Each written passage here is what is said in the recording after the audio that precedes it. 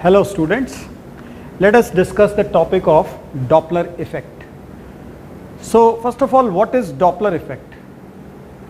See, Doppler effect is the effect of motion of source or observer on the frequency detected by the observer.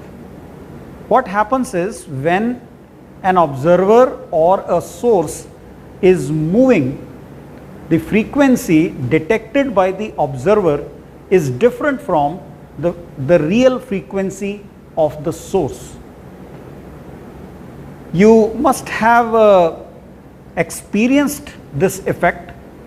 Sometimes when we are standing in a platform पे हम खड़े हैं और train कोई बहुत fast गुजरती है whistle मारती हुई, तो जो आती हुई ट्रेन की साउंड है उसकी पिच ज़्यादा होती है, जाती हुई ट्रेन की साउंड की पिच जो है वो लो होती है. Something like this. You must have heard something like this. This can occur on a road side also. जब एक व्हीकल बहुत तेज़ी से हॉर्न बजाता हुआ गुजरे तो भी इसी तरीके का इफेक्ट तुम्हें सुनाई देता है. आती हुई साउंड की पिच हमें ज़्यादा सुनाई देती है, उसकी फ्रीक्वेंसी ज़्यादा हो जाती है. दूर जाती हुई साउंड की फ्रीक्वेंसी जो है वो हमें एक्चुअल से कम सुनाई देती है. All right, so let us take the first case in which the observer is moving. We are taking a case where the source is stationary and the observer is moving. All right, so here we have a stationary source and the observer is somewhere here. Now the source we are taking as a source of single frequency. It is producing a sound of a particular frequency, say something like a tuning fork. So the wavefront produced by the source will be something like this. I am drawing the wavefronts. These are spherical wavefronts. I am drawing only the part of the wavefronts that is going towards the observer. All right. So these are equispaced wavefronts. You can imagine them to be pressure maximas. Now, see, what is the meaning of, first of all, let's understand what is the meaning of frequency for the source and what is the meaning of frequency for the observer. For the source, frequency means the rate at which it is producing pressure maximas. If it is producing, let us say 100 pressure maximas per second, its frequency is 100 Hertz. Now, for the observer is receiving these wavefronts. See, these all wavefronts, you can imagine them to be moving away from the source. All right. So these wavefronts are crossing the observer one by one. Number of wavefronts or the pressure maximas received by the observer per second, we can think of it as the frequency detected by the observer. If both are stationary, we can easily say that the frequency detected by observer will be same as the frequency produced by the source. The number of wavefronts in this gap is constant. The rate at which it is producing pressure maximas is equal to the rate at which the observer is hearing them. All right. Now, if the source begins to move towards if the observer begins to move towards the source with a frequency, let us say VO. VO is the velocity of observer. So with this velocity, observer is moving directly towards the source. Now, you can easily think that if observer begins to move in this direction, it will cross more number of wavefronts per second, isn't it? Rather than staying in its own place, if the observer begins to move towards the source, it will gather more number of wavefronts. Frequency for the observer f dash, we can say as the velocity of sound or velocity of the wavefront with respect to observer, velocity of sound as detected by the observer, I am calling this v dash, divided by the wavelength as detected by the observer, lambda dash. Now we are assuming the speed of sound in this medium to be v. Okay, this v may be calculated based on the properties of the medium.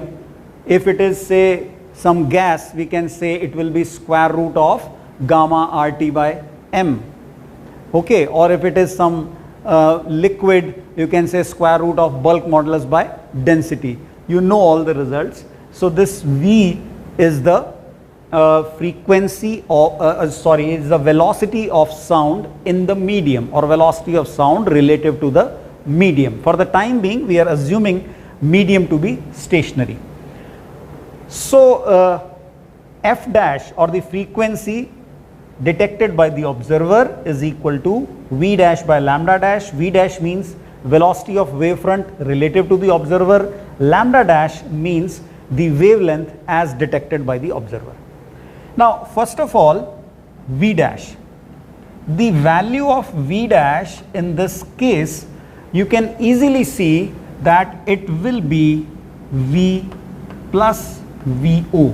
See, v is the velocity of sound, which means the velocity of these wavefronts.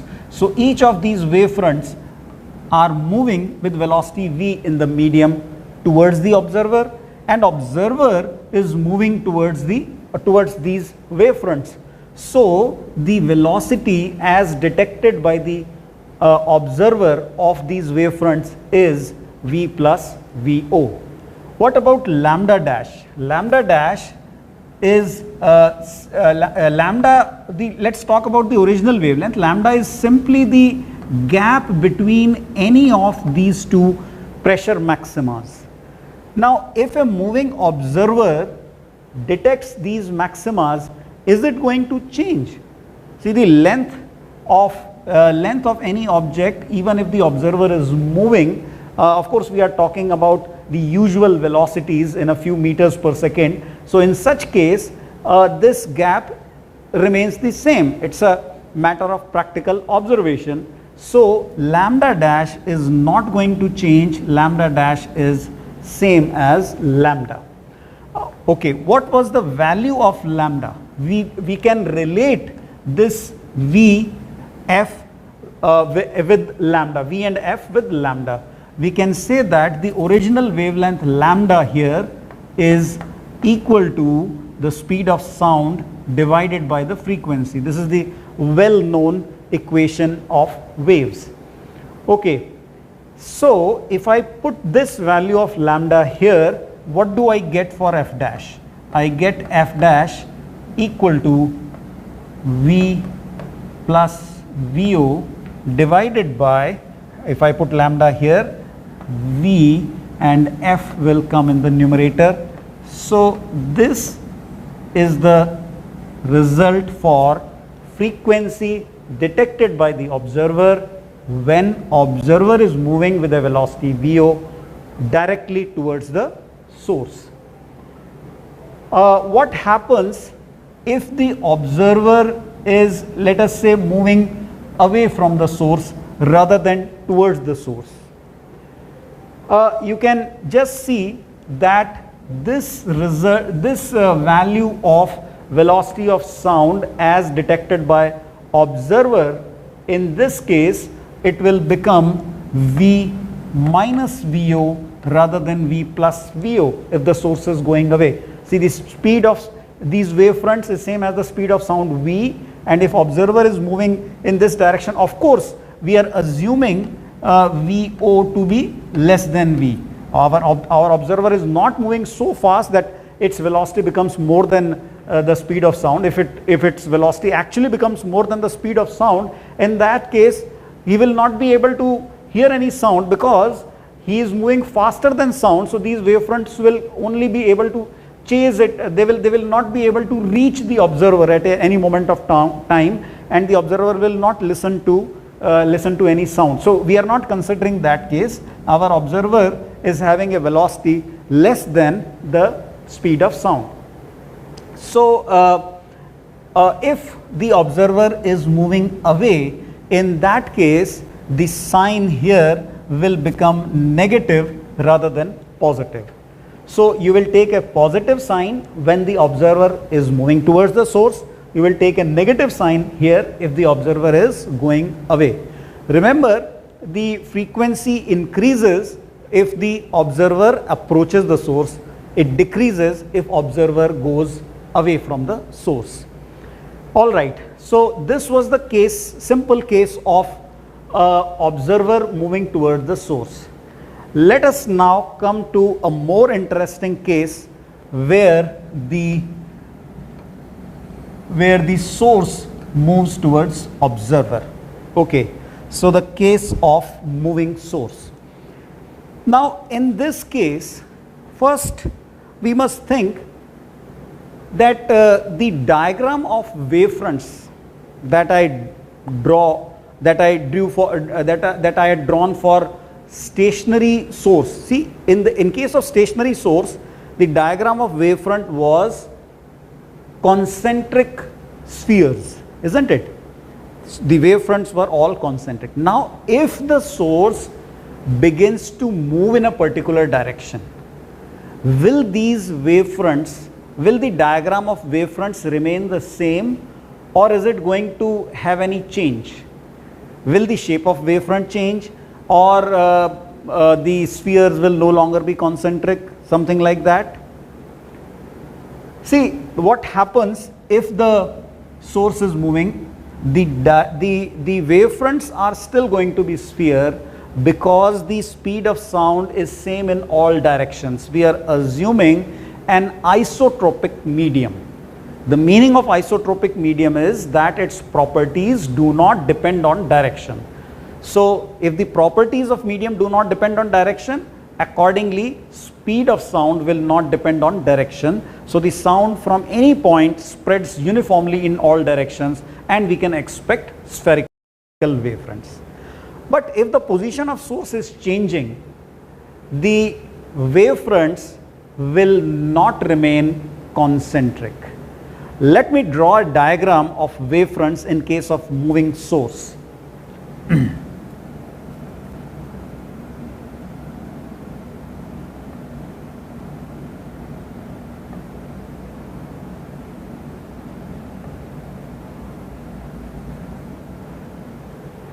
Okay, I have drawn 4 wavefronts. Look at this diagram carefully and try to think of the direction of motion of source. We are assuming the medium to be stationary. This is a situation where the source is moving in a particular direction. All right, let me tell you the answer. See, for getting the answer, we must think out of these 4 wavefronts, which one is the youngest and which one is the oldest. Youngest one, of course, is the smallest one. All right, and the oldest one is the biggest one. See, the age of these wavefronts is proportional to their radius. In fact, their radius, we can say, is equal to v into t, where v is the speed of sound, because the wave is produced at the location of source and then it is spreading in all directions at a rate of v. So what is the radius of a wavefront? It is simply vt, where t is the time elapsed since it was produced.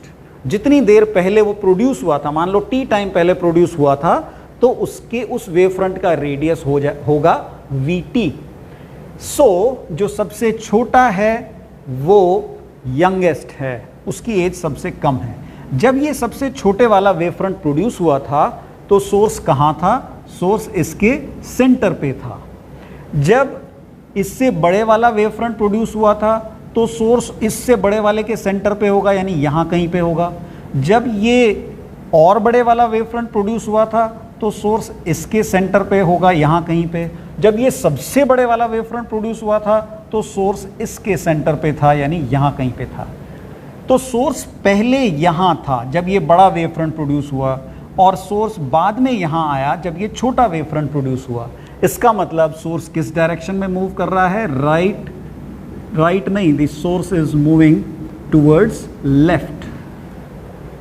So if you guessed left, if you thought left, then your answer is right. So in this diagram the source is moving towards right. So first of all we must understand that in case of moving source, the diagram of wavefront will change. The wavefronts are still spherical, but they are not concentric. All right. Now let me introduce the observer here. So suppose our observer here, this is the source, and we are taking velocity of source to be Vs, and this one is the observer. So the source is moving directly towards the observer. Now we have already written this result that f dash, or the frequency detected by the observer, is equal to v dash by lambda dash. V dash means the velocity of wavefront as detected by the observer, and lambda dash wavelength as detected by the observer. And of course speed of sound relative to the medium is v, as calculated by the formulas like square root of gamma RT by m. Okay, so in this case what are the values of v dash and lambda dash? First of all, let's think about v dash. What should we take as the value of velocity v dash? That means the velocity of wavefront with respect to the observer. This is a case where the source is moving towards the observer. So you may think that the value of v dash is v plus vs. You may think like that. See, if you think of it from the point of view of a situation in mechanics, मान लो ऐसा कोई case है कि एक vehicle इस direction में move कर रहा है जिसकी वेलोसिटी है vs वेलोसिटी से एक गाड़ी इधर जा रही है, ऐसे मानो एक कोई ट्रक है, सपोज एक ट्रक vs वेलोसिटी से इस डायरेक्शन में जा रहा है। अब उस ट्रक में एक आदमी खड़ा हुआ है, उस आदमी के हाथ में एक पत्थर है। वो उस आदमी के रदर यूं सोचो कि उस आदमी के ग्राउंड से जब वो पत्थर फेंकता है तो उसकी वेलोसिटी v होती है।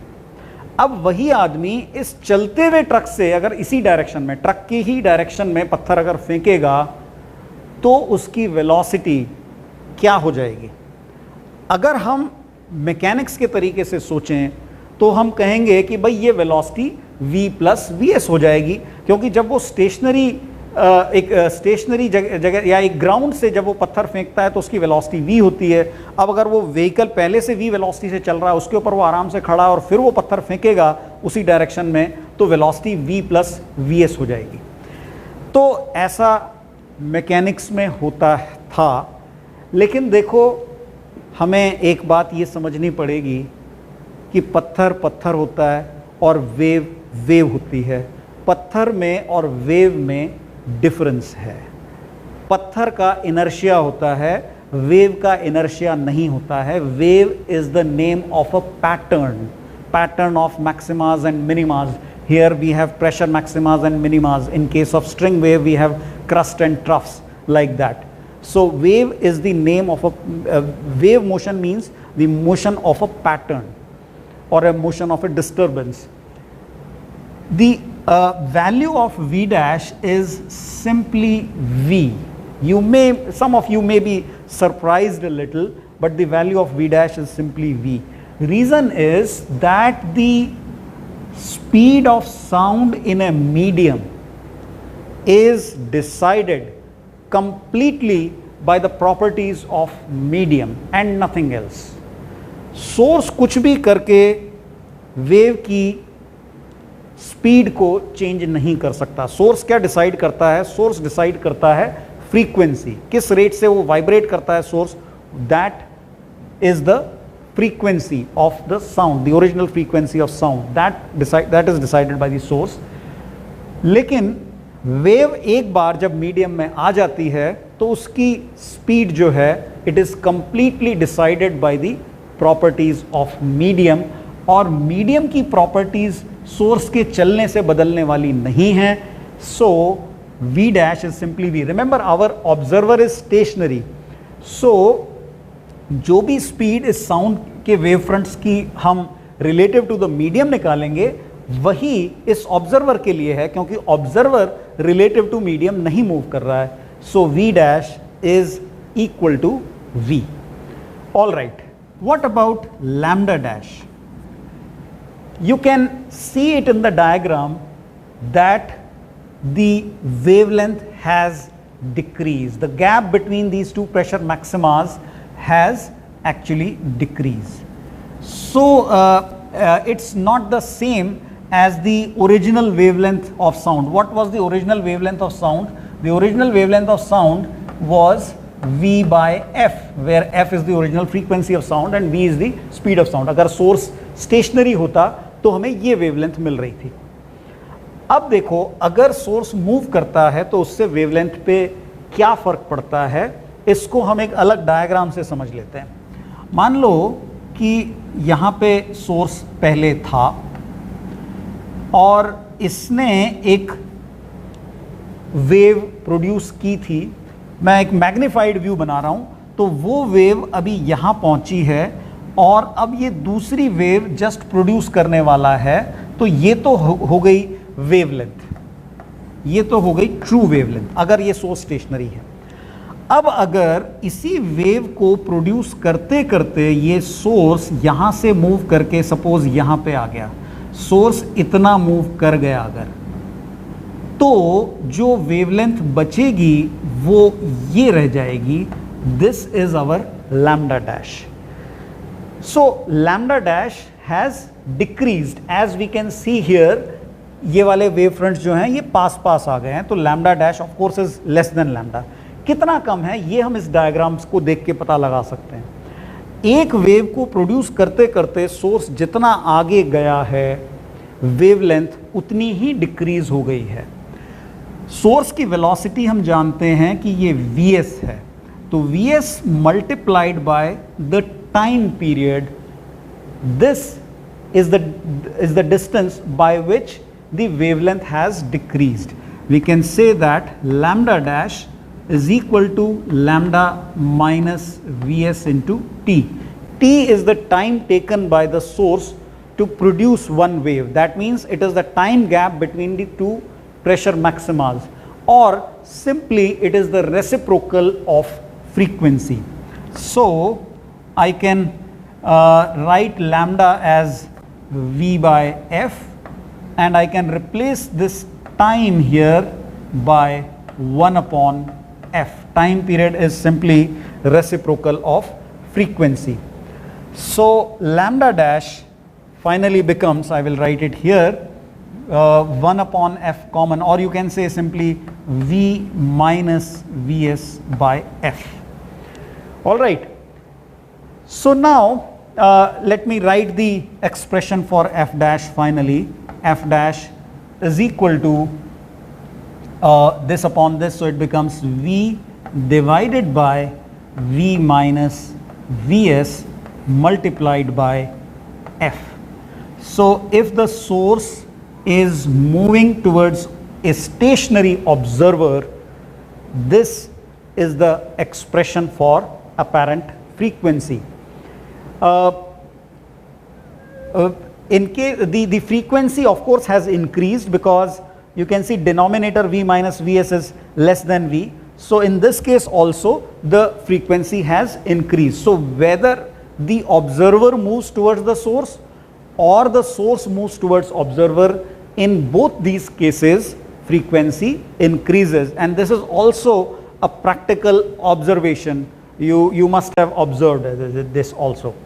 Now what happens if the source is moving away from the observer? That also we can see in the same diagram. I will make a new observer. This time I am putting a different observer somewhere here. So this is our another observer. Okay, let's call this O1. So the source is moving away from the observer with the same velocity VO.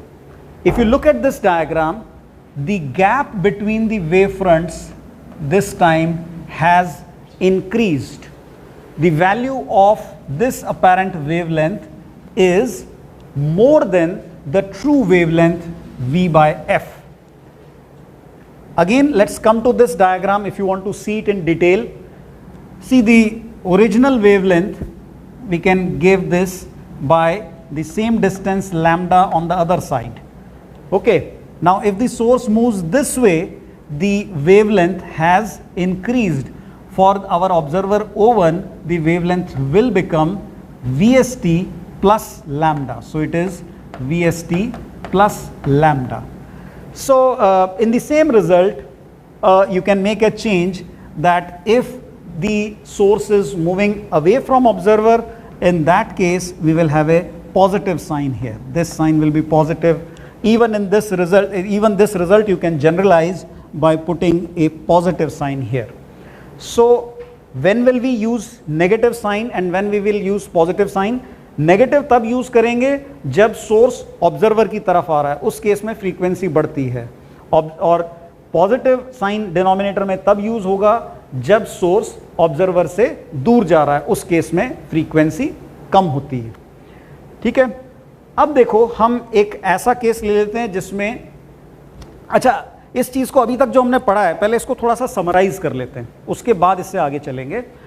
अभी तक हमने ये देखा जो कि हमने पहले देखा था कि भाई देखो जब ऑब्जर्वर मूव कर रहा था वो केस हमने देखा था.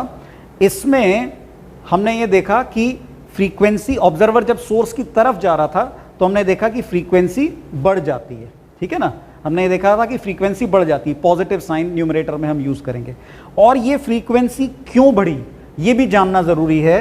फ्रीक्वेंसी इसलिए बढ़ी थी क्योंकि इस ऑब्जर्वर के लिए साउंड की स्पीड बढ़ गई थी, स्पीड बढ़ के V प्लस VO हो गई थी जब ये ऑब्जर्वर इधर जा रहा था.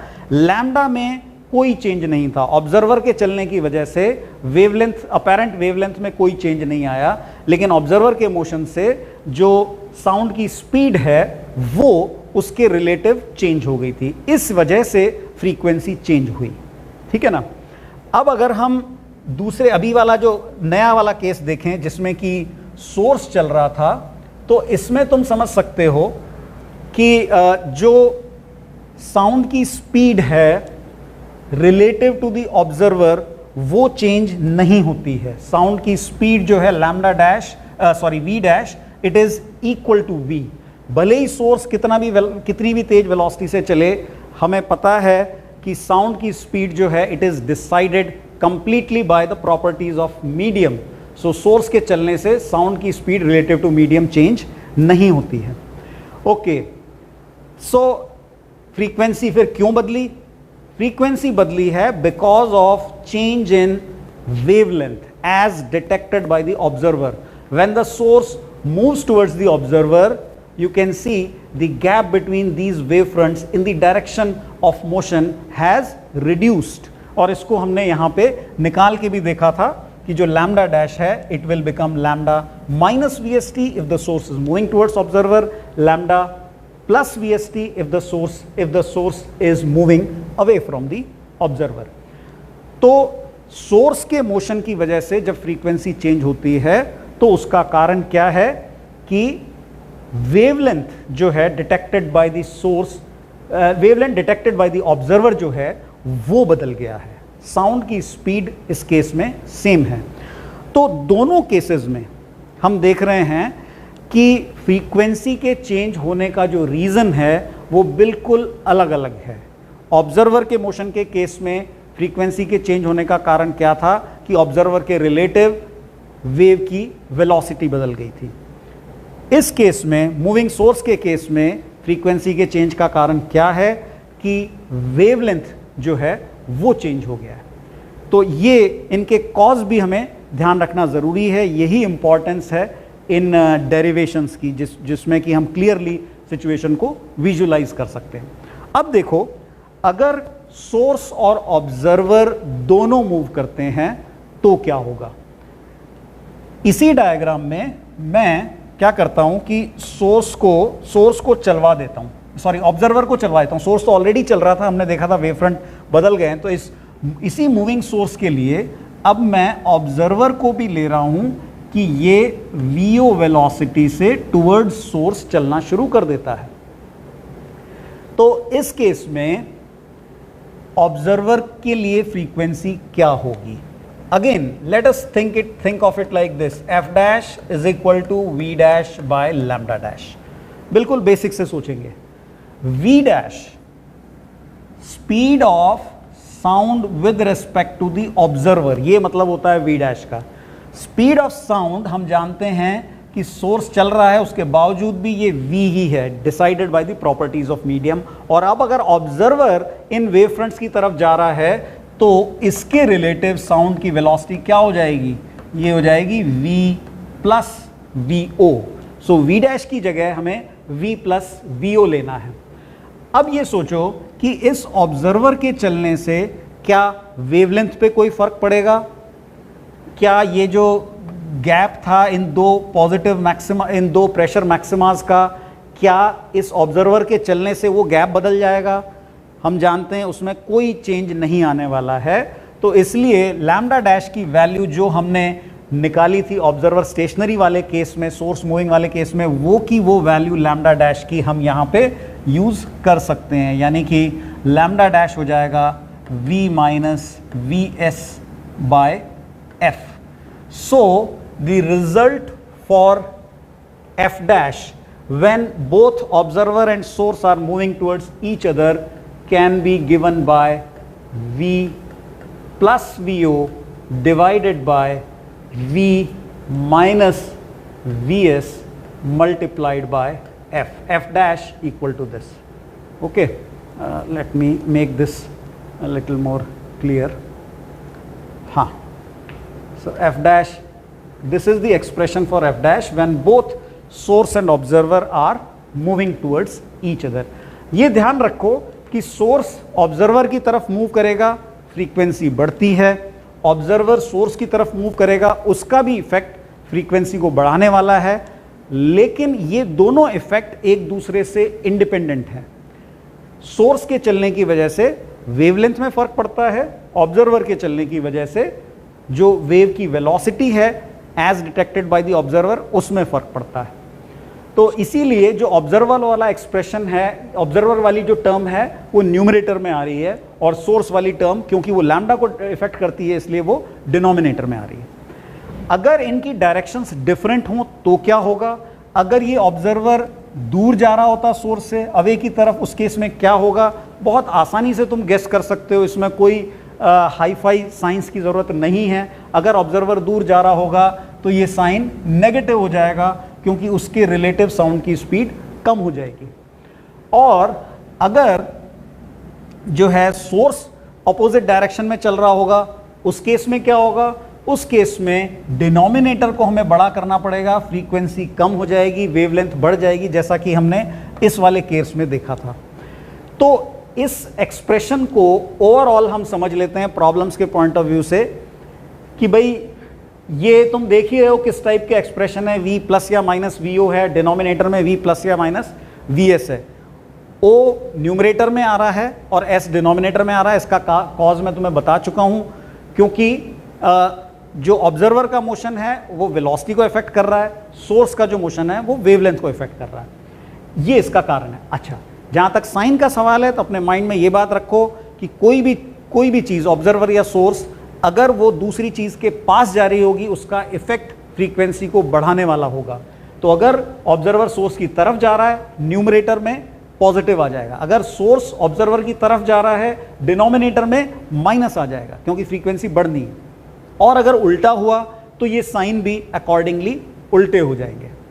तो अगर हमने इतना पार्ट समझ लिया है तो इस तरीके के सिंपल केसेस जिनमें सोर्स डायरेक्ट ऑब्जर्वर या ऑब्जर्वर डायरेक्ट सोर्स की तरफ जा रहे हो, उनको तुम आसानी से हैंडल कर सकते हो. So we have derived this result of Doppler effect for moving observer or source, or even if both are moving, how to use these results that we have seen. Now what happens if the medium is also moving? अगर हवा चल रही हो उस case में इन results पे क्या फ़र्क पड़ेगा? देखो, ऐसा है कि सबसे पहले हमें ये सोचना चाहिए, ये इस फॉर्मूले में हम देख रहे हैं कि तीन वेलोसिटीज़ आ रही हैं. v क्या है? Speed of sound in air और speed of sound relative to the air, relative to the medium. v का मतलब ये है speed of sound relative to the medium. vo is the velocity of observer, vs velocity of source. अब ये vo और vs ये किस frame में हैं, ये अगर हम साथ साथ और समझ लें तो बिल्कुल क्लैरिटी आ जाएगी. फिर हम मूविंग मीडियम वाले केस को भी इजीली टैकल कर पाएंगे. तो देखो, जो हमने डेरिवेशंस किए थे vo और vs के लिए, उसमें हमने मीडियम को स्टेशनरी माना था. इसका मतलब ये है कि ये vo और vs जो हैं ये रिलेटिव टू द मीडियम है. तो इस फॉर्मूले में v क्या है? v is speed of sound. This is speed of sound. किस फ्रेम में? Relative to medium. All right. vo speed of observer. Observer, this is relative to medium again. So all the velocities are actually relative to medium. vs speed of source, again relative to medium. All right. So all these velocities are relative to medium. So they are all in the same frame of reference. Now if I change the frame of reference, if I take a different frame of reference, will the result change if I take v, vo, vs, all of them in a different frame of reference? Let us say in ground frame of reference, even if the wind is blowing relative to ground, if I take them relative to the ground, will this result change? We know that velocity depends on frame of reference. So the value of each of these v, vo and vs is going to change if I change the frame of reference. That is for sure. But interestingly, the result, the calculated value of f dash will not change even if you change the frame of reference. ऐसा कैसे हो जाता है? v, vo, vs तीनों की values बदल जाएंगी, लेकिन फिर भी f डैश के लिए हमें सेम आंसर मिल जाएगा, यानी कि करेक्ट आंसर मिल जाएगा अगर हमने इन तीनों को डिफरेंट फ्रेम से लिया तो. देखो, ये जादू ऐसे हो जाता है कि भाई अगर तुमने फ्रेम ऑफ रेफरेंस को चेंज किया, ठीक है ना, तो तुम v को चेंज करोगे, ठीक है ना. अगर मीडियम चल पड़ा है तो तुम्हें v की जगह इसमें इस वेलोसिटी में से मीडियम की वेलोसिटी मान लो सब्ट्रैक्ट करनी पड़ रही है. वो का वो सब्ट्रैक्शन तुम्हें o में से करना पड़ेगा, वो का वो तुम्हें s में से करना पड़ेगा. इनफैक्ट ये जो वेलोसिटीज हम लिख रहे हैं यहाँ पे v, इस पूरे को अगर हम इकट्ठा देखें v प्लस और माइनस vo, ये क्या है? इसका मतलब, इस पूरे का जो मतलब है, ये है velocity of sound. This is velocity of sound relative to observer. Velocity of sound relative to observer. So कहने का मतलब ये है कि अगर हम इस न्यूमरेटर को पूरे को एज ए होल देखें तो ये खुद रिलेटिव वेलोसिटी है. रिलेटिव वेलोसिटी खुद जो है वो फ्रेम डिपेंडेंट नहीं होती है. सिमिलरली अगर तुम इस पूरे को देखोगे v माइनस vs, किस केस में? जब सोर्स ऑब्जर्वर की तरफ जा रहा है। तो v माइनस वी एस क्या है? जिस डायरेक्शन में साउंड जा रही है उसी डायरेक्शन में अगर सोर्स जा रहा है तो v माइनस वी एस हो जाएगा वेलोसिटी ऑफ साउंड। इस पूरे को अगर मैं देखूं तो ये क्या है? ये इसको यहां लिख देते हैं, this is speed of, this is your speed of sound relative to the source. This is speed of sound relative to source. कहने का मतलब ये है कि ये पूरा जो डिनोमिनेटर आ रहा है ये खुद एक रिलेटिव वेलोसिटी है, relative velocity of sound with respect to source. और न्यूमरेटर क्या है? न्यूमरेटर पूरे को एज ए होल देखें, so this is relative velocity of sound with respect to observer. तो ये दोनों साउंड की वेलोसिटीज हैं, ऊपर वाली रिलेटिव टू ऑब्जर्वर, नीचे वाली रिलेटिव टू द सोर्स। तो अगर मीडियम, अगर हम फ्रेम ऑफ रेफरेंस बदल भी दें तो ये रिलेटिव वेलोसिटी की वैल्यू नहीं चेंज होगी। इसलिए ये रिजल्ट भले ही हमने मीडियम के रिलेटिव डिराइव किया है, this is valid in any frame of reference. So you can take these velocities v, vo, vs in any frame of reference, but be careful, you have to take all of them in the same frame of reference. ऐसा तुम नहीं कर सकते कि एक velocity तुमने किसी और फ्रेम में ले ली, एक मीडियम साउंड की मीडियम के रिलेटिव ले ली और ऑब्जर्वर की ग्राउंड फ्रेम में ले ली। तो ऐसा अगर हम करेंगे, फ्रेम ऑफ रेफरेंस को मिक्स करेंगे तो गलती हो जाएगी। तीनों वेलोसिटीज सेम फ्रेम से लेनी है, बस कोई सा भी फ्रेम ऑफ रेफरेंस हो, तीनों को सेम से लेना है तो तुम्हें करेक्ट रिजल्ट मिलेगा। Now let's take one example. काफ़ी हमने पढ़ाई की है, अब एक एग्जांपल लेते हैं जिससे कॉन्सेप्ट में क्लैरिटी आ जाए। ओके, सो सिचुएशन क्या है कि हमारे पास सिचुएशन ये है, रोड पे जो है एक ट्रक है और एक कार है। तो ये मान लो कि ट्रक है, ट्रक T ये जा रहा है इस डायरेक्शन में, इसकी वेलोसिटी है vt, और यहाँ पे है एक कार की वेलोसिटी है vc। अब क्या होता है कि जो ट्रक ड्राइवर है ये हॉर्न बजाता है, ठीक है ना। इसके हॉर्न की फ्रीक्वेंसी है f, so f is the original frequency of the horn of truck. अच्छा, इसमें ऐसा हो रहा है कि भाई हवा भी चल रही है, तो हवा को हम इस डायरेक्शन में चलता हुआ मान लेते हैं, this is velocity of air. So हवा भी चल रही है। अब ये ध्यान दो, ये तीनों वेलोसिटीज हमें किस फ्रेम में दी गई हैं? कुछ नहीं बोला जाता तो फ्रेम कौन सा होता है? Ground frame. ऑल राइट, सो ट्रक की वेलोसिटी vt, कार की vc, एयर की वेलोसिटी va, हवा के चलने की वेलोसिटी va, ये हमें तीनों ग्राउंड फ्रेम में दी गई हैं। और स्पीड ऑफ साउंड v है, ये स्पीड ऑफ साउंड एयर में है, यानी कि एयर के रिलेटिव है। ये ध्यान दो, प्रॉब्लम्स में तुम्हें साउंड की जो स्पीड है वो या तो दी हुई होगी कि भाई लेट अस से 340 मीटर पर सेकेंड, 350 मीटर पर सेकेंड जो भी है, या तुम्हें कैलकुलेट करवा लेंगे square root of gamma R T by M से निकालो भाई। तो जब तुम कैलकुलेट करके निकालोगे या 343 इस तरीके से 330 मीटर पर सेकेंड कुछ दिया हुआ है तो वो हमेशा मीडियम के रिलेटिव दिया जाता है। तो ये ध्यान दो, स्पीड ऑफ साउंड ये जो है ये रिलेटिव टू मीडियम है, this is relative to medium.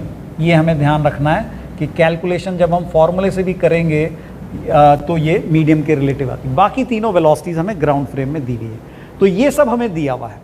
Question क्या है? What is the frequency detected by the driver of car f dash, ये हमें पता लगाना है। ऑल राइट, तो you can pause the video and try it yourself. मैंने एक्सप्लेन किया था कि किस तरह से तुम्हें जो है सभी वेलोसिटीज़ को एक ही फ्रेम ऑफ रेफरेंस में लेना है, तो ट्राई करो। ऑल राइट, तुम लोगों ने ट्राई किया होगा। अब हम देखते हैं कि कैसे इस क्वेश्चन को हमें करना है। सो देखो, हमारा रिजल्ट है F dash equal to V. पहले तो मैं इसको आराम से लिख देता हूं, मैं इसको सबसे पहले चलो मीडियम के फ्रेम में करके देखते हैं, ठीक है ना। सारा कुछ मैं जो ओरिजिनल फॉर्मूला हमारा हमने मीडियम के फ्रेम में डिराइव किया था, तो उसी फ्रेम से मैं इसको करके देख रहा हूं। तो देखो v को मुझे चेंज करने की जरूरत नहीं है क्योंकि ये रिलेटिव टू मीडियम हमें दिया हुआ ही है, ठीक है। ऊपर अब बताओ क्या आएगा। ऑब्जर्वर की वेलोसिटी हम प्लस करेंगे या माइनस करेंगे। ऑब्जर्वर कौन है यहाँ पे, ऑब्जर्वर कार है और ये जा रहा है दूर, ठीक है। कार जो है ये दूर की तरफ जा रही है सोर्स से। तो अगर ऑब्जर्वर दूर जा रहा होता है, डिनोमिनेटर में क्या हो जाएगा, नेगेटिव वीओ हो जाएगा, है कि नहीं। नेगेटिव हम करेंगे वेलोसिटी ऑफ ऑब्जर्वर, लेकिन वेलोसिटी ऑफ ऑब्जर्वर मैं किस फ्रेम में लूंगा, मीडियम के फ्रेम में, क्योंकि साउंड की वेलोसिटी भी मैंने मीडियम के ही फ्रेम में ली है। तो ऑब्जर्वर की वेलोसिटी अगर मैं मीडियम के फ्रेम में लूंगा, मीडियम का मतलब ये एयर है, तो ये क्योंकि इसके अगेंस्ट मूव कर रहा है, तो ऑब्जर्वर की वेलोसिटी रिलेटिव टू मीडियम हो जाएगा vc प्लस va, राइट। अच्छा, डिनोमिनेटर जो है उसमें भी यहाँ तो v आएगा, ये तो मीडियम के फ्रेम में ही है, इसको मैंने नहीं बदला।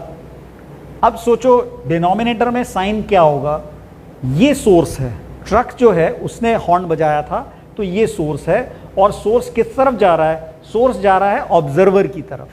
सोर्स ऑब्जर्वर की तरफ जा रहा है, इसकी वजह से फ्रीक्वेंसी बढ़ती है, डिनोमिनेटर में साइन आता है नेगेटिव।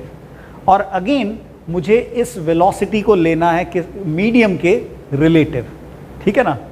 तो मीडियम के रिलेटिव, ये ऑब्जर्व मीडियम का मतलब एयर है, ये ट्रक इसके अगेंस्ट मूव कर रहा है, तो अगेन रिलेटिव वेलोसिटी हो जाएगी vt plus va। So this is the factor multiplied by f gives us the f dash frequency as observed by the driver of car. I have done this relative to the medium के frame को लेके मैंने चला था। अब देखो same result मैं तुम्हें ग्राउंड फ्रेम से भी करके दिखा देता हूं। सेम रिजल्ट को हम ग्राउंड फ्रेम से निकालेंगे। Okay, so let us do this relative to the ground. हमें ग्राउंड फ्रेम में अगर हम कर रहे हैं तो ऑब्जर्वर की वेलोसिटी और सोर्स की वेलोसिटी, इन दोनों को चेंज करने की ज़रूरत नहीं है, क्योंकि ये हमें ग्राउंड के रिलेटिव या जो रोड है उसके रिलेटिव ही गिवन है। हमें चेंज करना पड़ेगा साउंड की स्पीड को, फॉर्मूले में जो v आता है उसे हमें चेंज करना पड़ेगा, क्योंकि ये हमें मीडियम के रिलेटिव दिया हुआ है और हम लिखना चाह रहे हैं सब कुछ रिलेटिव टू ग्राउंड, ठीक है ना, रिलेटिव टू ग्राउंड और दी रोड और दी अर्थ। इस फ्रेम में हम इसको करना चाह रहे हैं। तो इस फ्रेम में अब देखो साउंड जो है रिलेटिव टू द मीडियम इधर जा रही है, जबकि मीडियम खुद इधर जा रहा है, तो साउंड की स्पीड अर्थ फ्रेम में कम हो जाएगी। साउंड यहां से जा रही है रिलेटिव टू द मीडियम, लेकिन मीडियम खुद इधर कैरी होके आ रहा है, तो इसलिए साउंड की स्पीड जो है रिलेटिव टू अर्थ क्या हो जाएगी, ये हो जाएगी v माइनस va।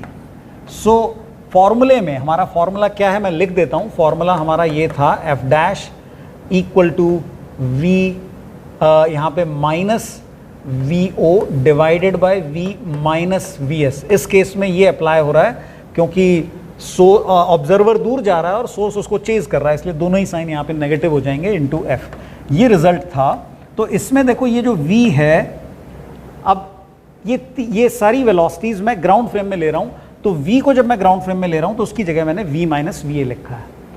ऑब्जर्वर की वेलोसिटी, ऑब्जर्वर कार है और ये सोर्स से दूर जा रहा है, तो हमें पता है ये क्या आएगा, minus the velocity of observer. Observer here is of course car, तो ये vc आ गया, डिवाइडेड बाय अगेन v मैं पहले ही निकाल चुका हूं, ये ऊपर वाला v नीचे वाला v ये सेम ही है, तो ये स्पीड ऑफ साउंड की जगह v माइनस va आ जाएगा अर्थ फ्रेम में। और क्योंकि सोर्स ऑब्जर्वर की डायरेक्शन में जा रहा है, तो यहाँ पे क्या आ जाएगा, negative velocity of source. Source हमारा ट्रक है, तो ये हो जाएगा vt। तो इसी सेम प्रॉब्लम को यहाँ मैंने मीडियम के फ्रेम में तुम्हें करके बताया था। सारी वेलोसिटीज को हमने मीडियम के फ्रेम में लिया था, v, vo और ये वी एस सभी को हमने मीडियम के फ्रेम में लिया था, और यहां मैंने इन तीनों वेलोसिटीज को ग्राउंड फ्रेम में लिया है। You can easily see that the result is same. Of course मुझे यहाँ पे एफ भी लगाना था, तो ये एफ में लगा देता हूँ। तो the result is same, you can see v minus V A minus V C, यहाँ पे भी v minus V A minus V C आ जाएगा। दोनों में से कौन सा मेथड आसान है, अब ये तुम्हारी पर्सनल चॉइस हो सकती है। वैसे मुझे तो ये ग्राउंड फ्रेम वाला ज़्यादा आसान लगा। उसका कारण क्या है कि भाई ये जो v है ये मुझे सिर्फ इसी को चेंज करना है, भले ये फॉर्मूले में 2 बार आ रहा है, पर मुझे एक बार सोचना सिर्फ इसी के लिए कि मुझे इसी को चेंज करना है, तो उसको मैंने चेंज कर दिया। इन दोनों को मुझे एज इट इज़ जो है विद प्रॉपर साइन जस्ट मुझे लिखना है इनकी वेलोसिटीज़। तो इसमें क्योंकि एक ही वेलोसिटी को चेंज करना पड़ा इसलिए मुझे ये थोड़ा सा आसान लगता है। बाकी तुम देख सकते हो, तुम चाहो तो मीडियम के रिलेटिव कर लो, चाहो ग्राउंड फ्रेम में कर लो, दोनों केस में तुम्हें सेम रिजल्ट मिलेगा। ओके, अब मैं इसमें एक दूसरा पार्ट ऐड कर रहा हूं। इस क्वेश्चन में मैं एक पार्ट और ऐड करता हूं अपनी तरफ से। ट्रक का जो ड्राइवर है ये हॉर्न को प्रेस करता है for a time duration delta T. Truck के ड्राइवर ने डेल्टा टी टाइम तक हॉर्न को प्रेस किया। अब ये डेल्टा टी टाइम हो सकता है कि भाई 2 सेकेंड 4 सेकेंड ऐसे कुछ टाइम तक उसने हॉर्न बजाया। सवाल ये है कि कार के ड्राइवर को हॉर्न का ड्यूरेशन कितना सुनाई देगा, ये डेल्टा टी डैश कितना होगा, कितनी देर तक हॉर्न की आवाज कार का ड्राइवर सुनेगा, उसका ड्यूरेशन कितना होगा। थोड़ा सा सोचो, वीडियो को पॉज करो, खुद सोच के देख, ट्राई करो होता है क्या। ऑल राइट, अब इसको हम देखते हैं। भाई देखो यहां पे अगर हमें डेल्टा टी डैश निकालना है तो एक चीज हम कंजर्व कर सकते हैं। क्या कंजर्व कर सकते हैं? हम कंजर्व कर सकते हैं number of waves. Number of waves produced by the car, produced by the truck in this time duration is equal to the number of waves heard by the driver of car। तो जितनी pressure maxima उसने T not delta T time तक horn press किया, उस duration में जितनी pressure maxima produce हुई होंगी उतनी ही तो कार तक पहुंचेगी, उतनी ही कार का ड्राइवर सुनेगा।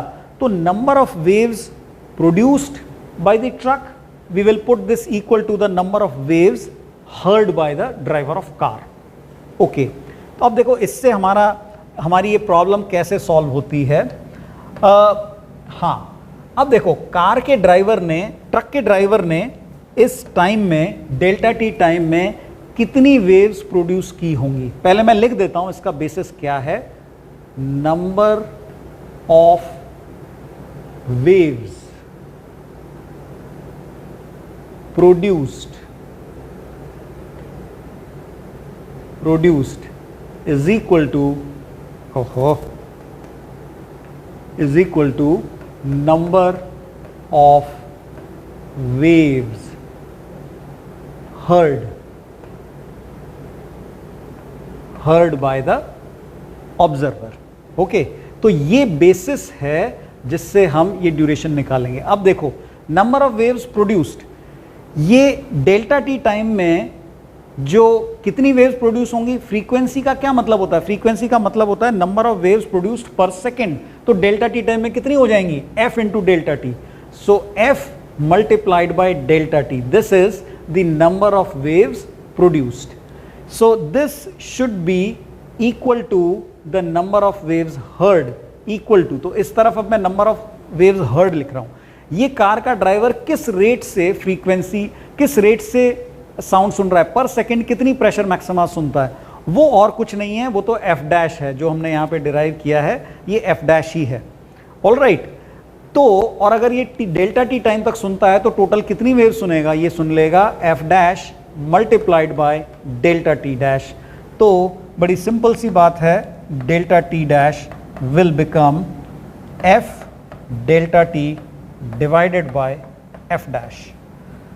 और एफ डैश की वैल्यू एफ के टर्म्स में ऑलरेडी हम निकाल चुके हैं, तो एफ डैश का ये एक्सप्रेशन तुम यहाँ पुट कर सकते हो और डेल्टा टी को आराम से कैलकुलेट कर सकते हो. Let us discuss this problem of Irodov in which the source has an accelerated motion. Problem says that the source and observer initially they are located at the same point.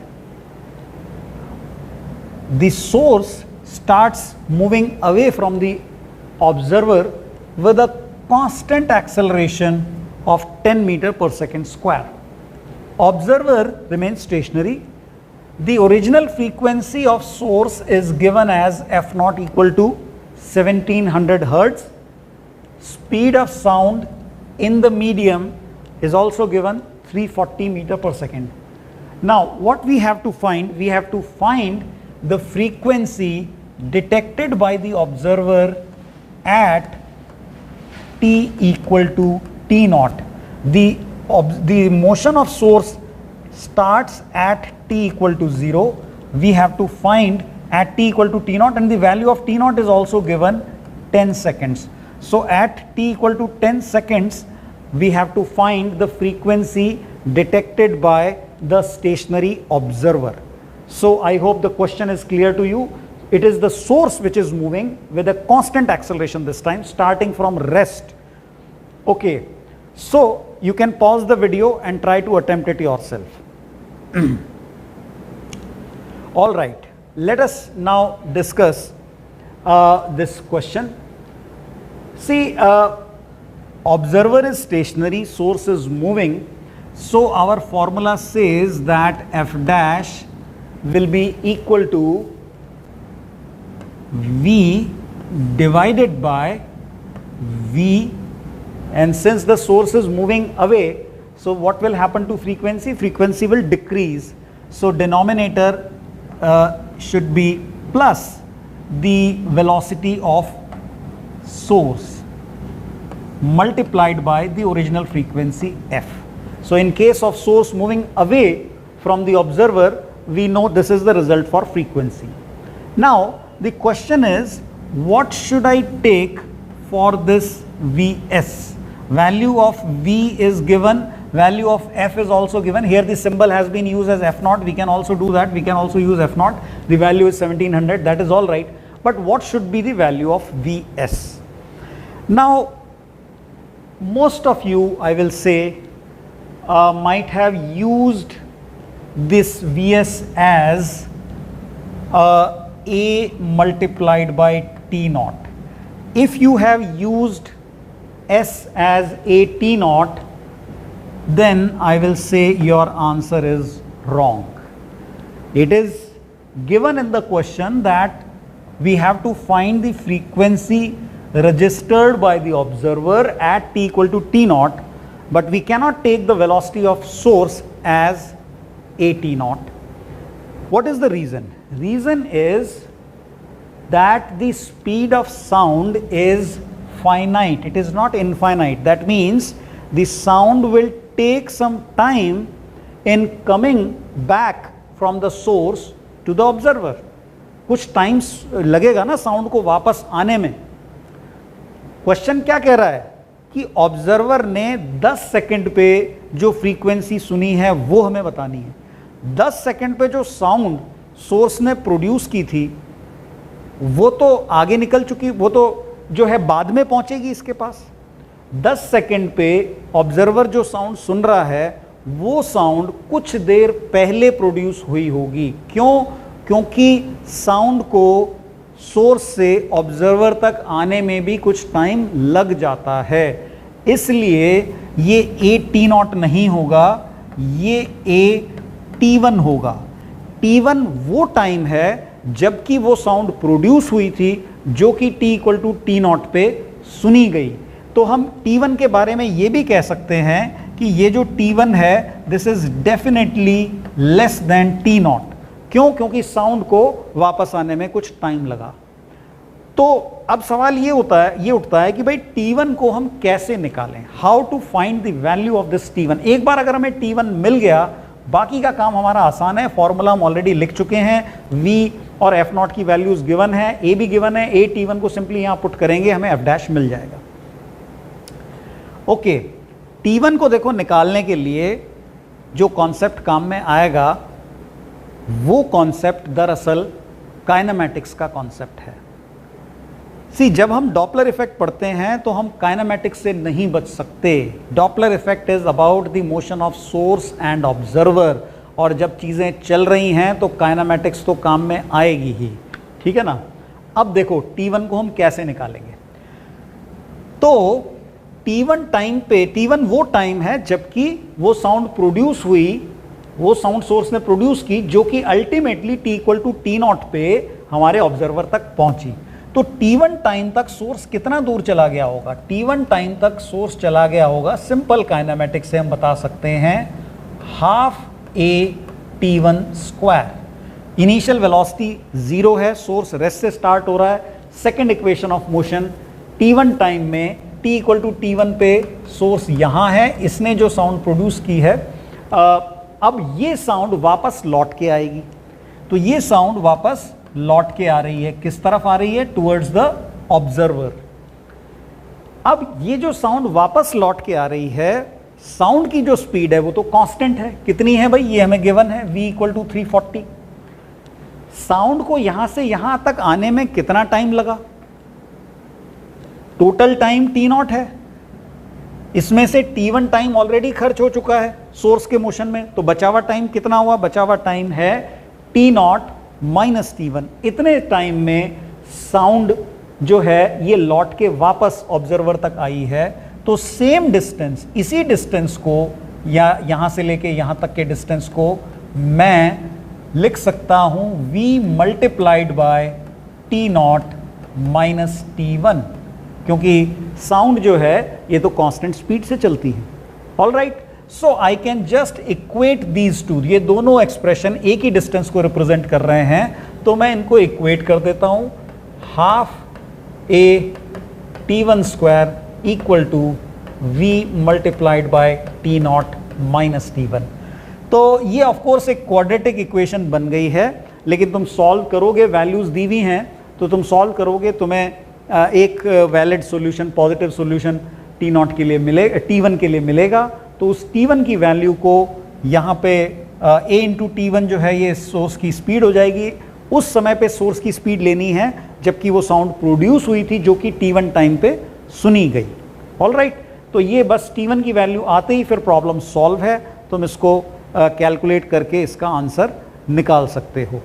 By the way, this is question number 4.177 of Irodov. You can check your answer from the book. What happens if the source is moving in a different direction other than the line joining source and observer?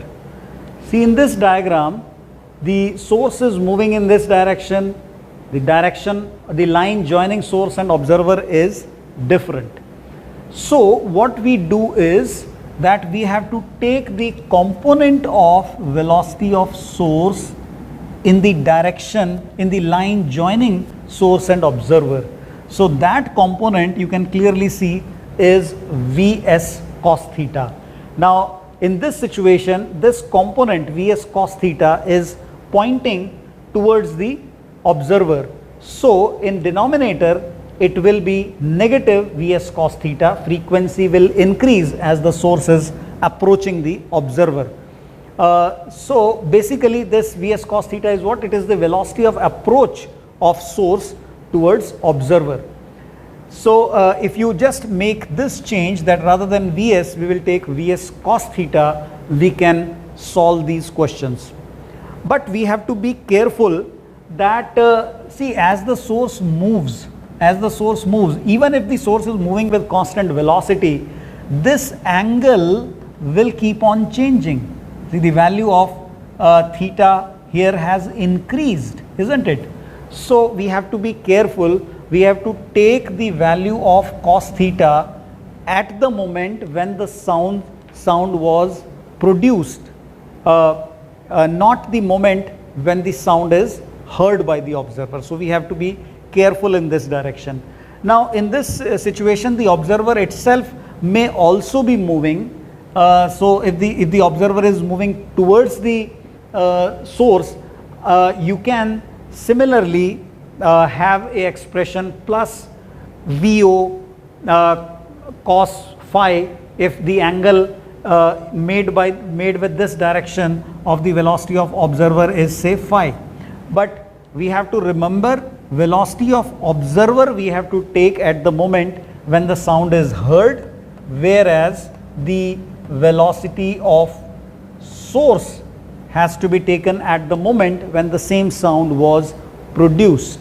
So let's take one example of Irodov. This is the problem number 4.178, just the next one. So in this problem, source is moving at a constant velocity along a straight line. Maybe it's a vehicle going along a road. It's moving at a constant velocity, and the observer is located at a distance of L equal to 250 meters away from this road. So this is the location of observer, and our source is moving. Now velocity of source is given in terms of the velocity of sound. Vs is given as eta times v, where v is the speed of sound, and in the problem the value of eta is given as 0.8. Our aim, there are two parts of this problem. We have, in the first part, we will just do the first part. In the first part, we have to find the frequency detected by the observer when the source is closest to the observer. Now when is the source closest to observer? That part is very simple. It is normal. Of course, here the speed, the frequency of source nu naught is given as 1.8 kilohertz. So the frequency of source is also given. Now the moment when source is closest to observer, that we know easily. This is the normal distance. This is the location of source at this moment. So what is the frequency detected by the observer at this moment when the source is here? Now if you don't give due thought to this question, अगर जल्दबाजी में तुम answer दो तो हो सकता है कि तुम्हारा answer F dash equal to nu naught ही तुम बता दो कि भाई अगर ये यहाँ पे है तो इसकी वेलोसिटी का इन दोनों को ज्वाइन करने वाली लाइन के अलोंग तो कंपोनेंट जीरो ही हो गया, और अगर जीरो कंपोनेंट है, ऑब्जर्वर चल नहीं रहा है, तो सेम फ्रीक्वेंसी तुम बता दोगे न्यू नॉट। लेकिन ये बात सही नहीं है। क्यों सही नहीं है? अब देखो भाई, जो साउंड ऑब्जर्वर सुन रहा है, कब सुन रहा है? जबकि सोर्स यहां पहुंचा है। वो साउंड थोड़ी देर पहले प्रोड्यूस हुई होगी। क्यों? क्योंकि साउंड को सोर्स से ऑब्जर्वर तक पहुंचने में कुछ टाइम लगता है, ठीक है ना।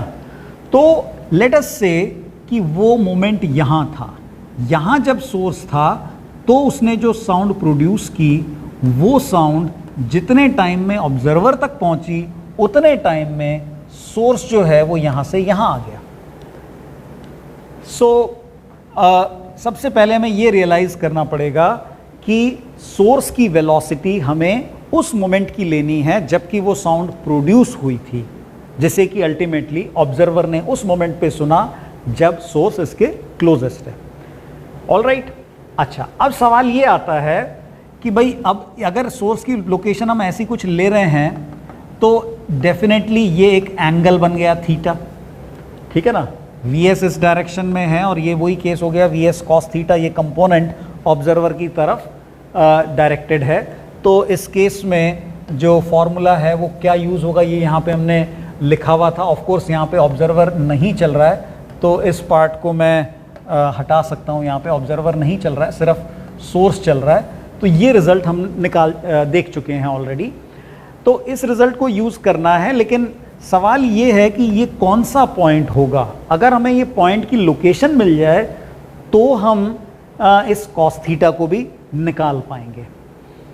ओके, अब देखो अगेन थीटा की वैल्यू को निकालने के लिए सिंपल काइनेमेटिक्स हमारे काम में आएगी।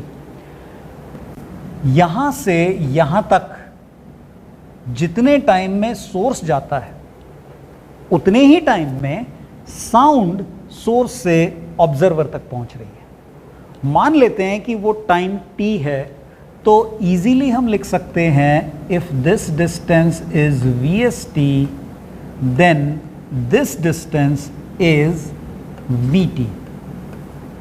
ऑल राइट, जितने टाइम में सोर्स इस पॉइंट से इस नॉर्मल वाले पॉइंट n तक पहुंचा है उतने ही टाइम में साउंड s से o तक पहुंची है, और वो टाइम हमने t मान लिया है।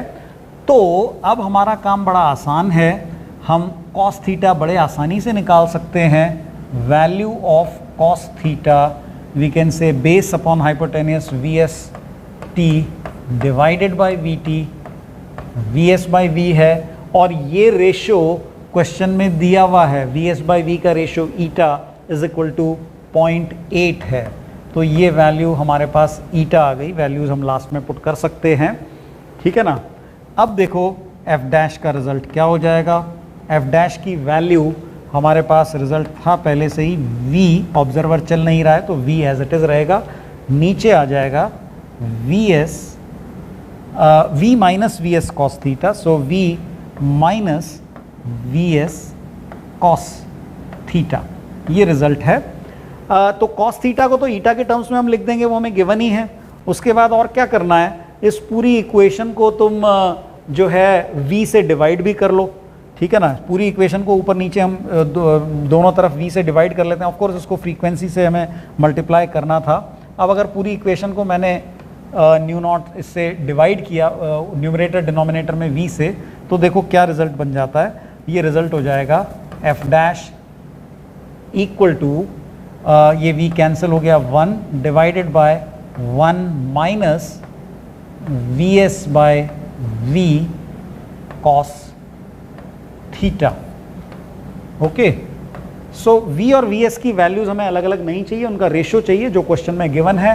न्यू नॉट की वैल्यू वो भी गिवन थी, न्यू नॉट की वैल्यू 1.8 किलोहर्ट्ज है।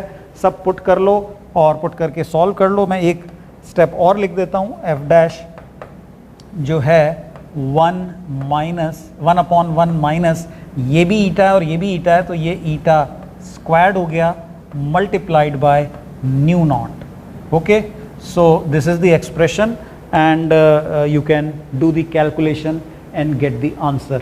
So we have to just be careful in case of moving source that the angle theta we have to take corresponding to the position of source when the sound was produced.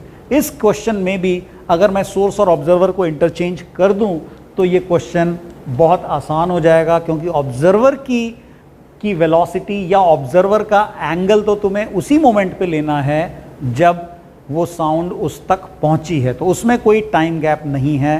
Time gap तब आता है जब moving source वाला case हो, चाहे वो accelerated source वाला case हो या फिर ये एंगल चेंज हो रहा हो, ऐसा केस हो। ओके, इसी प्रॉब्लम का जो सेकंड पार्ट है, I am leaving it to you. What we have done is only the part A of this problem. Second part you can attempt from book itself. After doing this you will find the second part also to be quite easy. All right, so as far as Doppler effect is concerned, we have taken sufficient example except for one case. एक case बचता है, वो case हमें और करना है, और वो है केस कौन सा, वो केस है रिफ्लेक्टर वाला case. Let us now discuss the case of a moving reflector. This wall shown here is moving towards left with a velocity vr. Sound wave is incident. I have shown two consecutive wave fronts of the incident sound. This is wave front number 1, this is wavefront number 2, and of course the gap between these two wavefronts is lambda. So I have just drawn the incident wavefronts. Now after some time, what will happen, that this first wavefront after being reflected will be on this side, somewhat on this side, and the second wavefront, it is still moving towards the wall itself is moving towards the right, so the second wavefront will collide with the wall at some point, maybe somewhere here, so the second wavefront collides with the wall. For the later moment I am using red color, so the wavefront number 2 is here after some time. Now by this time wavefront number 2 has already reflected and it must have moved somewhere here, ये कुछ आगे जा चुका होगा, तो wavefront number 1 की नई position ये है, वेवफ्रंट नंबर 2 की नई पोजीशन ये है, इनको मैंने रेड से शो किया है। अब देखो जो नई वेवलेंथ है वो क्या हो जाएगी, वो इन दोनों के बीच का गैप, ये हम कहेंगे लैम्डा रिफ्लेक्टेड। तो ये लैम्डा रिफ्लेक्टेड कितना होगा ये हमें निकालना है। रिफ्लेक्टर की वेलोसिटी वी आर गिवन है और साउंड की स्पीड एज यूजुअल हम लेंगे v। तो जो साउंड जा रही थी, साउंड वेवफ्रंट जा रहे थे, इनकी वेलोसिटी v थी मीडियम में। अब देखो सिंपल काइनेमैटिक्स का रोल है जिससे कि हम लैम्डा आर की वैल्यू निकाल सकते हैं। सबसे पहले हम वो टाइम निकालेंगे जिस टाइम में वेवफ्रंट 2 इस वॉल तक पहुंचेगा। तो अब ये वेवफ्रंट टुवर्ड्स राइट जा रहा है विद स्पीड v, वॉल या रिफ्लेक्टर जो है उसकी स्पीड vr है, इन दोनों की रिलेटिव वेलोसिटी हो गई v प्लस vr। और जो कोलिजन के लिए डिस्टेंस इनको कवर करना है एक दूसरे के रिलेटिव, वो रिलेटिव डिस्टेंस है लैम्डा।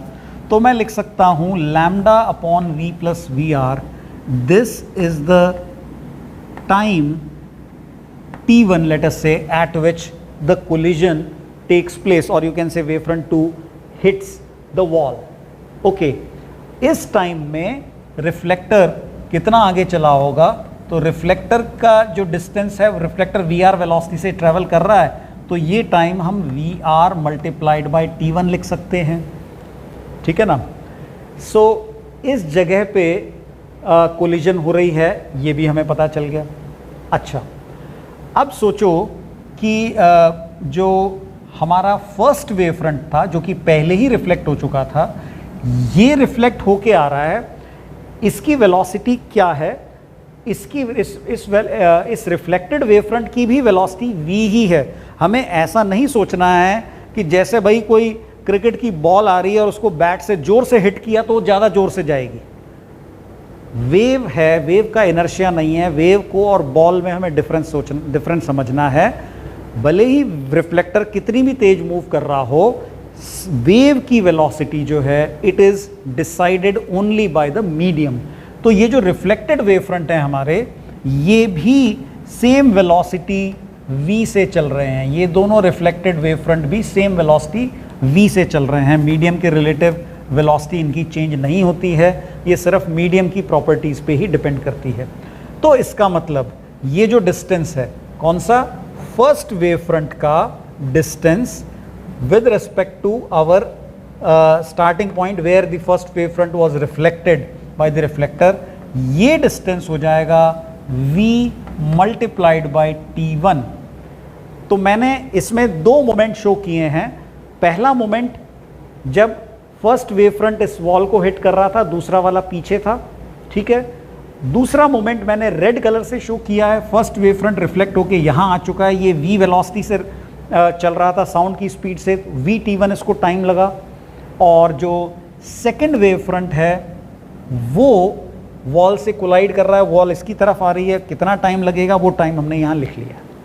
अब देखो लैम्डा आर जो है इस डायग्राम में तुम्हें आराम से नज़र आ जाएगा, it is vt1 minus vrt1। तो लिख देते हैं lambda R is equal to V T one minus V R T one. Okay, अब और कुछ नहीं करना है, बस T1 की वैल्यू इसमें पुट कर देनी है, तो लैम्डा आर का हमें फाइनल एक्सप्रेशन मिल जाएगा। ऑफ कोर्स T1 कॉमन आ रहा है तो V माइनस वी आर अलग हो गया, और इस T1 की जगह मैंने लिख दिया है lambda divided by V plus V R. So this is the expression for the changed wavelength in case of a moving reflector. तो साउंड आ रही थी इस तरफ से, रिफ्लेक्टर इधर से आ रहा था। रिफ्लेक्टेड साउंड की वेवलेंथ ऑफ कोर्स काफ़ी कम हो गई है, ये है, पहले इतनी थी, अब ये रिड्यूस होकर इतनी रह गई है। तो कितनी वैल्यू है वो इस एक्सप्रेशन से हमें मिल जाता है। अब देखो, अगर मैं ऐसा मान के चल रहा हूँ कि सोर्स और ऑब्जर्वर दोनों स्टेशनरी हैं इस तरफ, ठीक है ना, सोर्स यहाँ कहीं पे है और ऑब्जर्वर यहाँ है, दोनों स्टेशनरी हैं, तो रिफ्लेक्टेड साउंड जो है उसकी फ्रीक्वेंसी सोर्स को क्या सुनाई देगी? ओरिजिनल फ्रीक्वेंसी मान लो f है, और जो रिफ्लेक्टेड साउंड आ रही है उसकी फ्रीक्वेंसी जो ऑब्जर्वर को सुनाई देती है वो fr है। तो वो fr क्या होगी? इसको हम बड़ी आसानी से निकाल सकते हैं। लैम्डा r की जगह मैं लिख सकता हूँ v अपॉन fr, क्योंकि रिफ्लेक्टेड साउंड की भी स्पीड तो v ही है, तो लैम्डा r की जगह v अपॉन fr लिखा जा सकता है, इक्वल टू ये वाला factor v minus V R divided by v plus V R है। लैम्डा की जगह हम लिख देंगे v by original frequency f जो कि सोर्स की थी। तो ये जो v है ऑफ कोर्स इसको हम कैंसिल कर सकते हैं, और रिज़ल्ट हमारे पास फाइनली क्या बन जाएगा?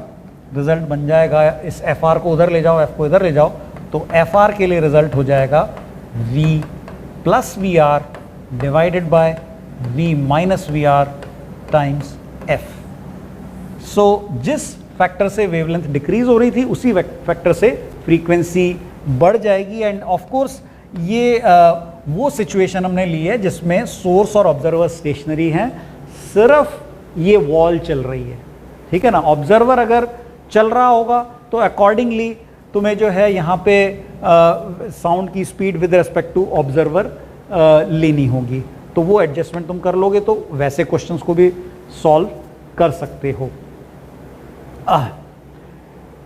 Okay, so this is the case for moving reflector. Let us now go beyond Doppler effect. Doppler effect से थोड़ा आगे का देखते हैं, वो सिचुएशन जिसमें सोर्स की वेलोसिटी साउंड की वेलोसिटी से ज़्यादा हो जाती है, Vs greater than V। This is called the case of sonic boom. अब देखो, हमने सबसे पहले डॉपलर इफेक्ट में सोर्स को स्टेशनरी रखा था, उस केस में हमने देखा था जो वेव फ्रंट्स आ रहे थे वो कॉन्सेंट्रिक स्फीयर थे। उसके बाद हमने सोर्स को मूव करते हुए लिया था, उसमें हमने देखा था कि वो जो स्फीयर्स थे वो कॉन्सेंट्रिक नहीं थे। अब लेकिन उस केस में जब मूविंग सोर्स वाला जो केस था उसमें हमने सोर्स की स्पीड को जो है वेव की स्पीड से कम लिया था, साउंड की स्पीड से कम लिया था। अब मैं वो सिचुएशन ले रहा हूं जिसमें कि सोर्स की स्पीड साउंड की स्पीड से ज़्यादा है। इस केस में जो वेव फ्रंट्स वाला डायग्राम है वो बदल जाएगा। वो कैसा होगा ये हम देखते हैं।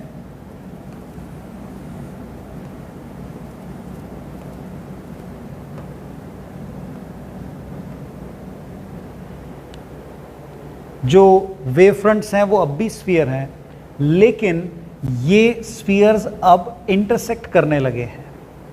उसका कारण क्या है? देखो, सबसे बड़े वाला वेव फ्रंट जब प्रोड्यूस हुआ था तो सोर्स इसके सेंटर पे यानी इस पॉइंट पे था, और सोर्स की अभी वाली लोकेशन ये है।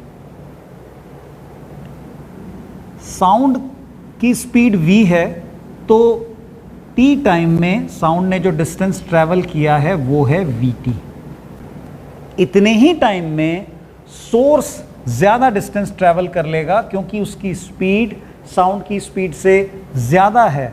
सो ये जो डिस्टेंस है, ये डिस्टेंस कितना है, this is VST, and because this VST is greater than VT, the source will always be outside the wavefront produced by itself.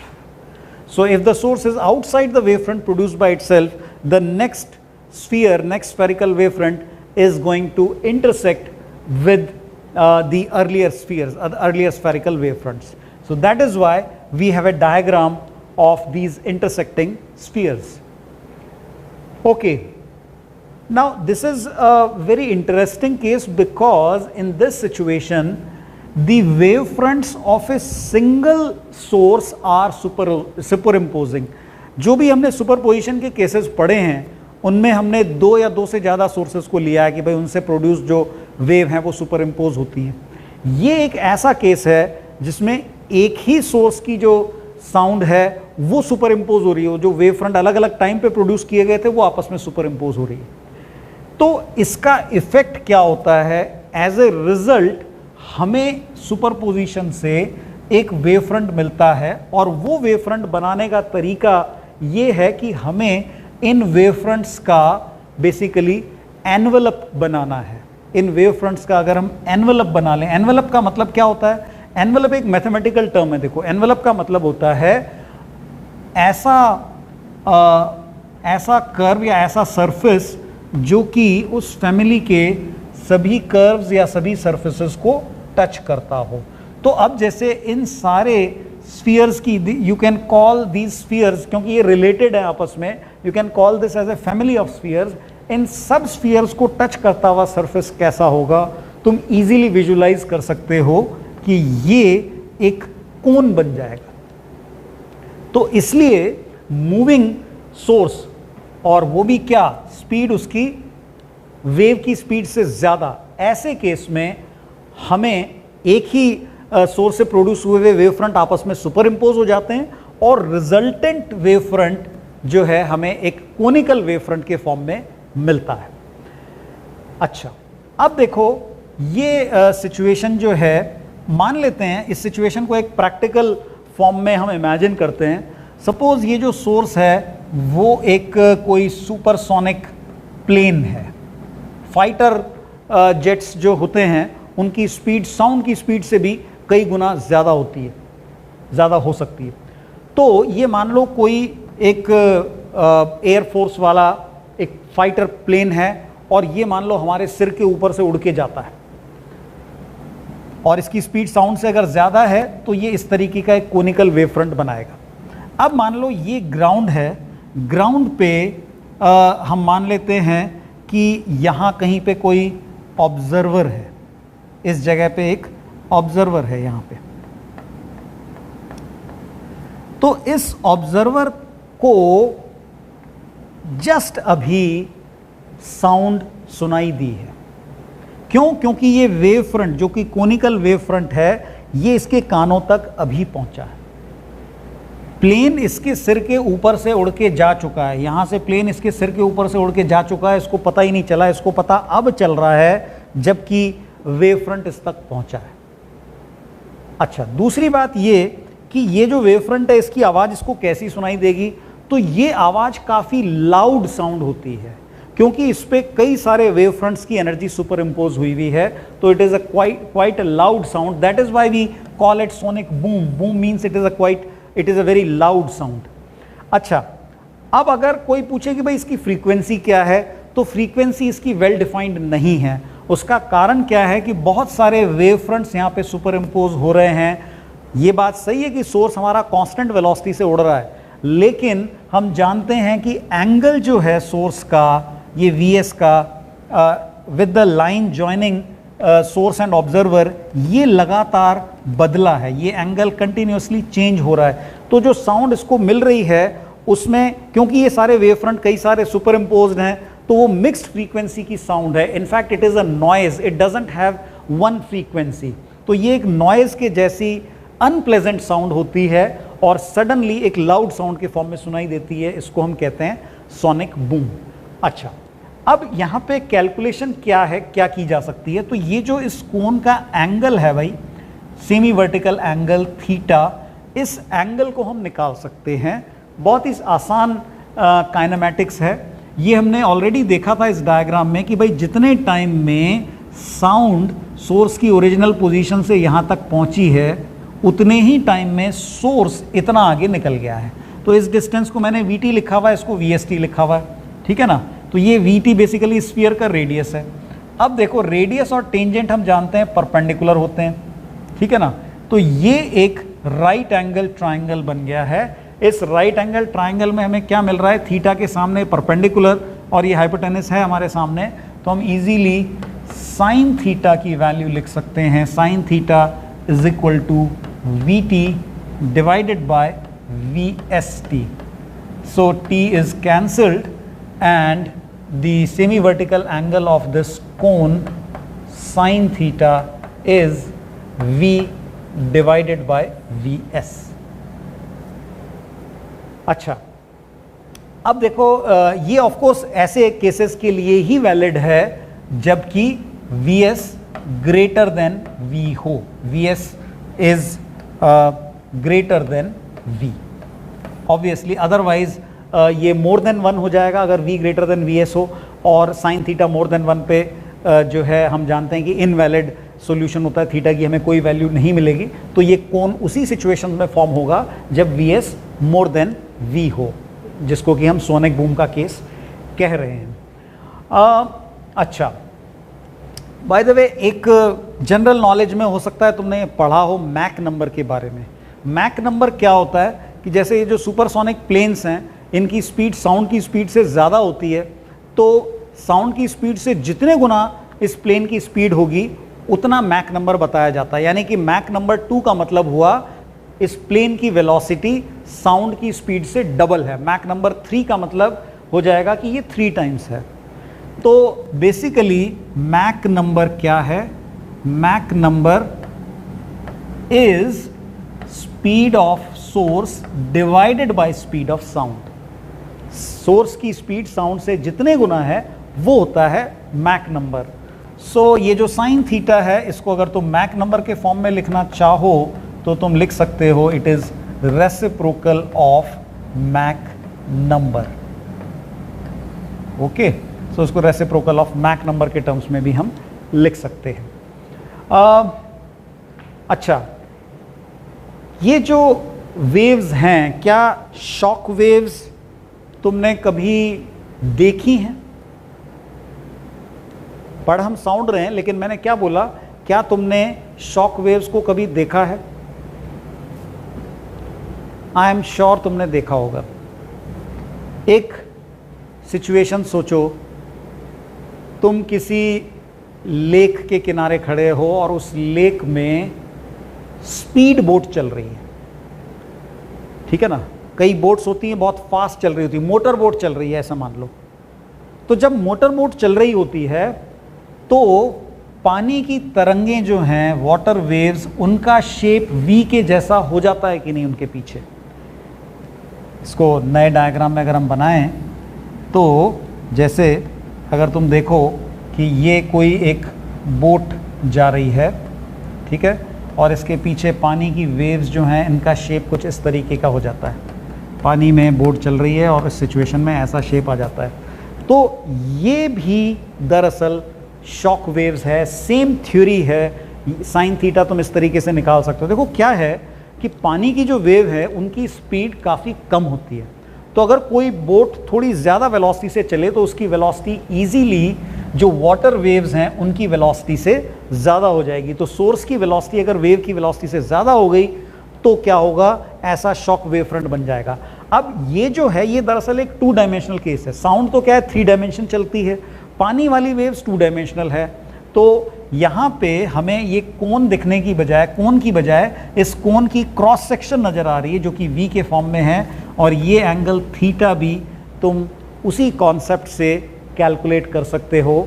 v divided by vs, v is the speed of wave, in this case it will be speed of water wave, vs velocity of the source, or you can say velocity of this boat which is moving at a velocity, we are saying that vb is greater than v.